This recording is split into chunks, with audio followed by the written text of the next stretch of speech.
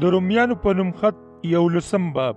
نو بیا زه تپوس کوم چې آیا خدای خپل امت رد کړی دی څه؟ بالکل نه، ولې چې زه هم بني اسرائیل یم، د ابراهیم د نسل نه یم او د بنیامین له خیل نه. خدای خپل امت نه دی رد کړی چې پخوا یې غوره کړی و.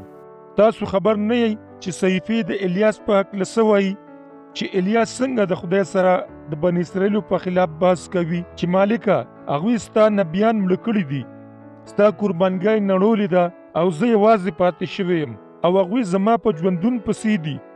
خو خدای هغه ته څه جواب ورکړ؟ ما ځان ته 1000 سړي ساتلي دي چې دروغجن خدای بال ته پسیده شوي نه دي. همدغه شان په موجوده وخت کې یو بقایا ټولې پاتې شوی دی چې د خدای په فضل غوره کړی شوی دی. که چېرې دا په فضل وي نو بیا د دې بنیاد په کړي عمل نه دی، او که نه نو فضل بیا فضل پاتې نه شو. نو بیا څه اسرائیلو چې څه لټول هغه یې ونه مونتل، بلکې څو غوره کړو ومونتلو. نور د خدای بلنې ته کاڼه شول. همدغه شان لیکل شوي دي چې خدای ورله د پرکالی روح ورکړ، هغه دوی ته تر نن ورځې پورې داسې سترګې چې لیدلی نشي او غوږونه چې اورېدلی نشي ورکړل. او په دې رنګ داود وایي چې د هغوی دسترخوان د جال او دام شي، چې هغوی په خپله پکې راګیر شي. د هغوی په سترګو د داسې تیاري راشي چې لیدی نشي. د هغوی شا هر وخت ټیټه ساته. خو اوس زه تپوس کوم، کله چې هغوی تندک وخوړو نو هغوی د تل دپاره پرېوتل څه؟ نه، بیخي نه، بلکې د هغوی د تندک خوړلو په سبب غیر یهودیانو خلاصون ومونتو. نو په دې سبب یهودیانو له هغوی سره حسد وکړو. خبره داسې ده که د یهودیانو قصور د دنیا دپاره د برکت وسیله وګرځول شوه او د هغوی پرېوتل هم د غیر یهودیانو دپاره د برکت وسیله وګرځول شوه. د بچکونکو شمار پوره کېدل به د څومره زیات برکت وسیله وي. خو زه تاسو غیر یهودیانو ته څه خبرې کول غواړم. زه د غیر یهودیانو رسول یم او د خپل خدمت لوی بیانوم چې دغه شان زه په خپل قوم کې غیرت پیدا کم چې په هغوی کې ځینې خلاصون عمومي. ځکه چې که د هغوی رد کېدل د دنیا په خلا کېدل شول نو د هغوی بیا قبلېدل به مړو ته د ژوندون نه څه کم نه وي. که چېرې د اوړو اولنۍ پیړه پاکه وي نو نور اوړه به هم پاک وي، او که چېرې بیخ پاک وي نو څانګې به هم پاکې وي.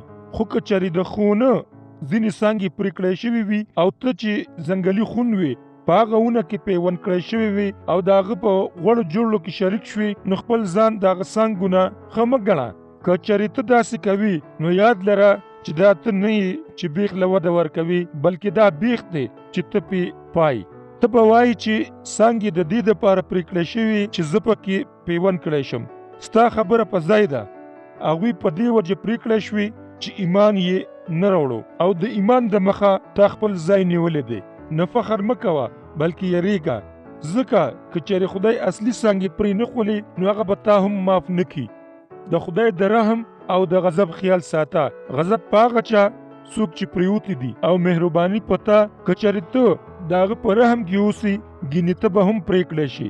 او که چېرې یهودیان د ایمان نه نور روګردانه نه وي نو هغوی به بیا پیوند کړی شي، ځکه چې دا د خدای په طاقت کې ده چې هغوی بیا پیوند کړي.